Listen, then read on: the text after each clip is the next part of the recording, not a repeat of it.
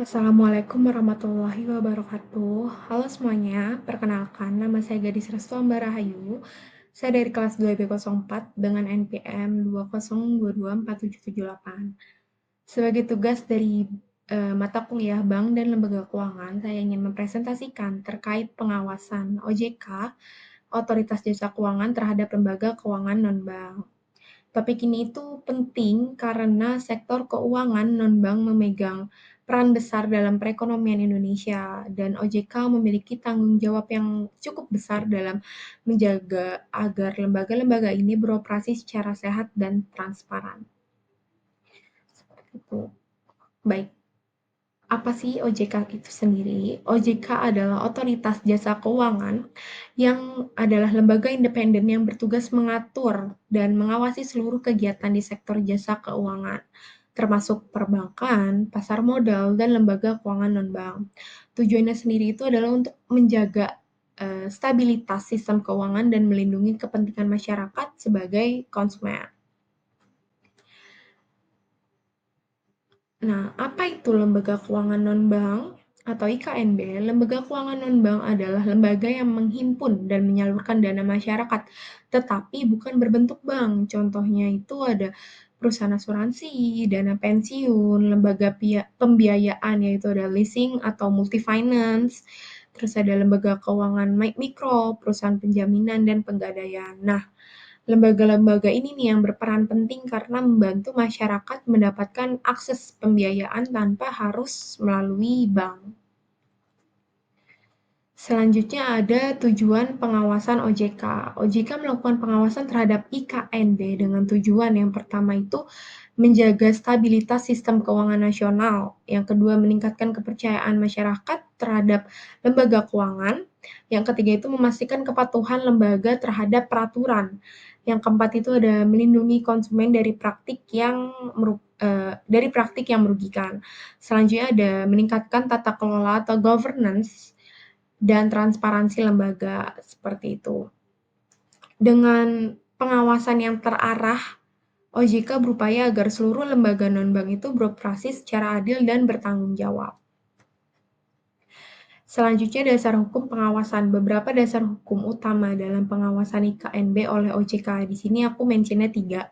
Yang pertama itu Undang-Undang Nomor 21 Tahun 2011 tentang Otoritas Jasa Keuangan. Yang kedua itu POJK Nomor 9 garis miring POJK 05 garis miring 2021 tentang penetapan status dan tindak lanjut pengawasan lembaga jasa keuangan non-bank.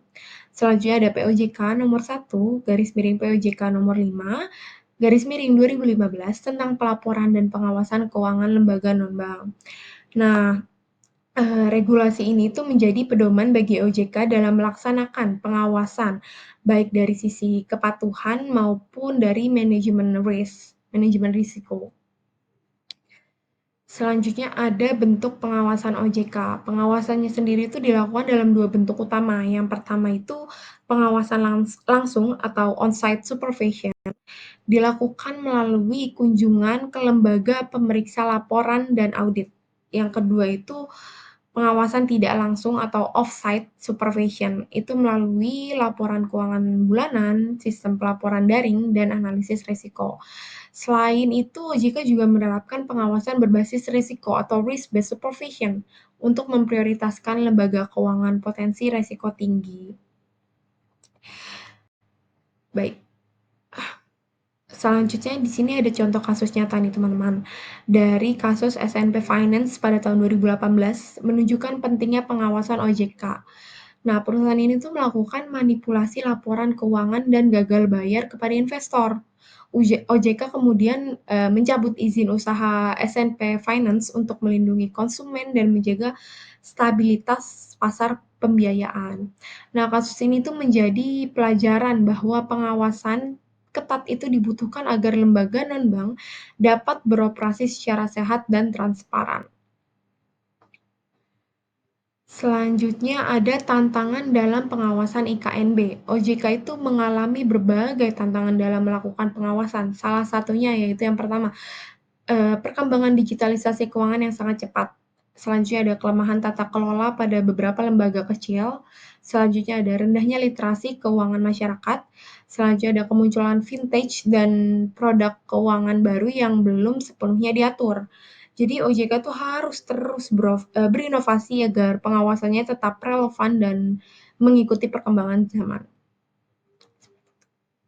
Selanjutnya ada upaya penguatan pengawasan OJK. Langkah-langkah yang dilakukan OJK antara lain yang pertama yaitu mengembangkan sistem Early Warning System atau EWS untuk mendeteksi potensi gagal bayar. Selanjutnya memperkuat koordinasi dengan Bank Indonesia, LPS, dan Kementerian Keuangan. Selanjutnya meningkatkan pengawasan digital dan cyber security. Selanjutnya yaitu melakukan edukasi dan literasi keuangan untuk masyarakat agar lebih sadar terhadap resiko. Langkah-langkah ini tuh diharapkan dapat menciptakan sistem pengawasan yang lebih adaptif dan efektif.